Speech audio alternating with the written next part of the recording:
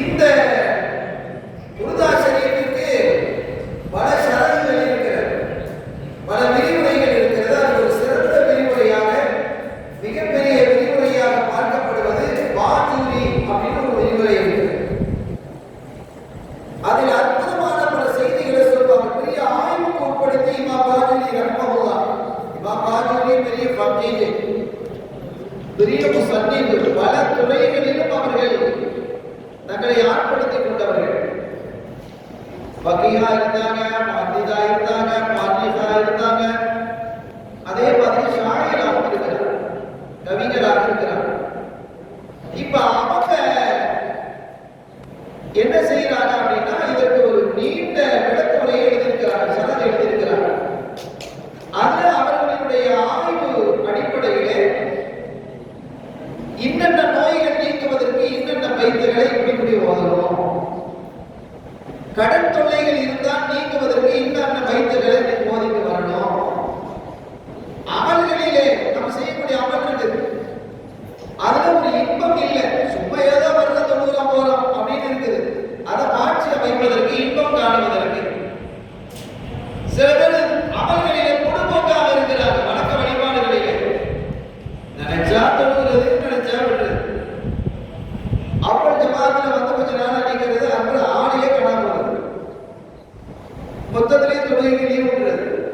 இப்படி எல்லாம் இருக்குமா இல்லையா? இதையெல்லாம் நீக்குவதற்கு அவங்க என்ன செய்றாங்க? அதுக்கு ஒரு வழியை சொல்றாங்க. பொறாமைக்காரனுடைய அந்த கொடிய பார்வைகளை விட்டு பாதுகாப்பதற்கு சொல்றாங்க. இந்த தத்தி தத்தி பேசுறாங்கல்ல, கொண்டி கொண்டி பேசுறது சொல்றமா இல்லையா? அதை நீக்குவதற்கான மருந்தையும் இந்த புருதால அவங்க என்ன செய்யறாங்க? குறிப்பிடுறாங்க.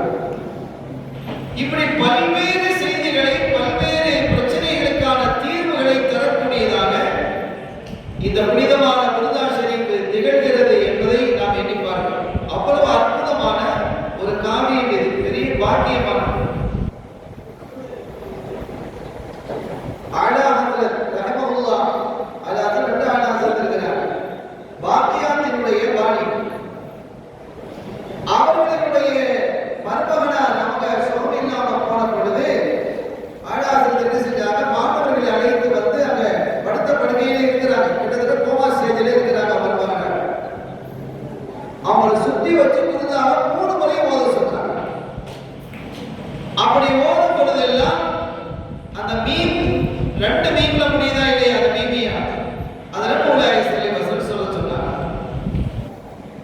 2 தடவை முடிந்து 3வது முறை ஓதிக் கொண்டிருக்கும் பொழுது கோமா ஸ்டேஜில் இருந்து அவங்க எழுப்பிட்டாங்க. எழுப்பி நின்று அப்படியே ரசூலுல்லாஹ் ஆஜராயிட்டாங்க, ரசூலுல்லாஹ் ஆஜராயிட்டாங்கங்கிறாங்க. அப்படிப்பட்ட ஒரு மஜ்லிஸ் இது.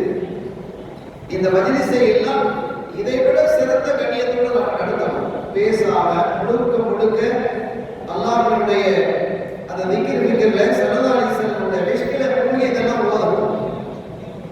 அப்படி ஓதும் பொழுது அதனுடைய முழு பாக்கியத்தை நாம் பெற முடியும். இந்த புருதாவினுடைய இந்த செய்திகள் என்பது நீண்ட நிறைய செய்திகள். இது ஒரு பெரிய காவியம், இது காதல் காவியம். எனவே இந்த சுருக்க நேரத்தில் அவைகளுக்கு ஒரு சிறு பகுதியை கூட நம்ம முழுமையாக சொல்ல முடியும். நிறைவாக நான் உங்களை சொல்லி முடிவுக்கு நான் வருவேன்.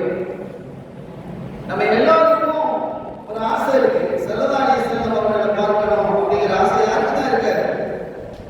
ஏங்கி கிடக்கக்கூடிய பலமுறை பார்த்தவர்களை திரும்ப திரும்ப பார்க்கணும் அப்படின்னு மிகப்பெரிய ஆசையில இருக்காங்க. அவர்களுக்கு இமாம் பாஜூரி ரஹ்மஹுல்லாஹ் அவர்கள் சொல்லக்கூடிய வழிமுறை என்னன்னா, அவங்க சொல்றாங்க, நான் சும்மா சொல்லல, முஜர்ரப், இது அனுபவித்து பார்க்கப்பட்டது அப்படின்னு எழுதுறாங்க. இமாம் பாஜூரி ரஹ்மஹுல்லாஹ் அது முஜர்ரப்ங்கிறார், சொல்லக்கூடிய செய்தி இது அனுபவித்து பார்க்கப்பட்ட ஒன்று என்று அவங்க குறிப்பிடுறாங்க. அது என்னன்னா, புருதா ஷரீஃபினுடைய 8வது கண்ணி.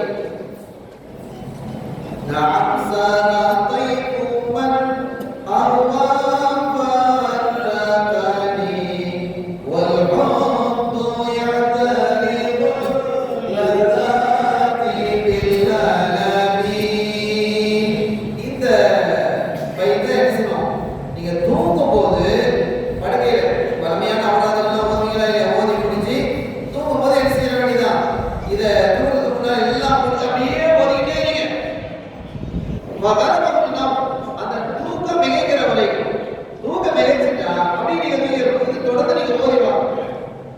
அப்படி நீங்க ஓதி வந்தா ஒரு நாள் ஸல்லல்லாஹு அலைஹி வஸல்லம் அவர்களை நீங்க காண்பீர்கள் என்று குறிப்பிடுகிறார். எனவே இப்படிப்பட்ட இதை விட ஒரு பெரிய அற்புதம் பாக்கி என்ன இருக்கு? இந்த 8வது கண்ணியை ஆரம்பிச்சுங்க. நம்ம ஓதக்கூடிய அபராதெல்லாம் ராத்திரி ஓதி முடிச்சுட்டு சும்மா படுக்கையில் படுத்துறோம். படுத்துக்கிட்டே ஓதிக்கிட்டே இருக்க வேண்டியது, அப்படின்னு தூக்கிட வேண்டியது. இப்படி இருந்தால் அவர் ஒரு நாள் மௌத்தாகிறதுக்கு முன்னால ரசூலுல்லாஹ் கண்டிப்பா பார்த்துட்டு அப்படிங்கிறார். அல்லாஹ் அதை எல்லாம் நமக்கு நசீபாக்கி வைப்பானா. இந்த மஜ்லிஸ் என்பது அவ்வளவு சிறப்புக்குரியது, மகத்துவமானது, மாற்றுக்குரியது. ஸல்லல்லாஹு அலைஹி வஸல்லம் அவருடைய இஷ்கை அவர்கள் மீது கொண்டிருக்கக்கூடிய பிரியத்தை அதிகப்படுத்தக்கூடியது என்பதை கூறிக்கொண்டு எல்லாம் ரப்பல் ஆலமீன் அல்லாஹ் ஜல்லல்லாஹு தஆலா இந்த மஜ்லிஸை கபூல் செய்வானாக. இதில் கலந்து கொண்டவர்கள், இதற்காக துணை நின்றவர்கள், ஏற்பாடு செய்தவர்களை அல்லாஹ் புரிந்து கொள்வானாக. கண்மணியார் ஸல்லல்லாஹு அலைஹி வஸல்லம் இஷ்கை நம்முடைய நெஞ்சில் நிறைவாக தந்தருள் பாலிப்பானாக. அவர்களை கனவிலும் நனவிலும் பார்க்கக்கூடிய மகத்தான வாக்கியத்தை அல்லாஹ் நமக்கு, நம்முடைய சந்ததிகளுக்கு, நம்மை சார்ந்தவர்களுக்கு நசீபாக்கி வைப்பானாக. நம்முடைய எல்லா நாட்டத்திட்டங்களை நிறைவேற்றுவானாக. நோய் நுகங்களை கொண்டு நம்மை பாதுகாப்பானாக. நல்லடியார்கள் கூட்டத்திலே என்னையும் உங்களையும் நம்மை சார்ந்தவர்களையும் அல்லாஹ் இணைத்து வைப்பானாக. ஹபீபிஹி ஸல்லல்லாஹு அலைஹி வஸல்லம் எல்லாம் அல்லாஹ்வின் அருளையும் ஸல்லல்லாஹு அலைஹி வஸல்லம் ஷஃபாத்தை பெறுவானாக.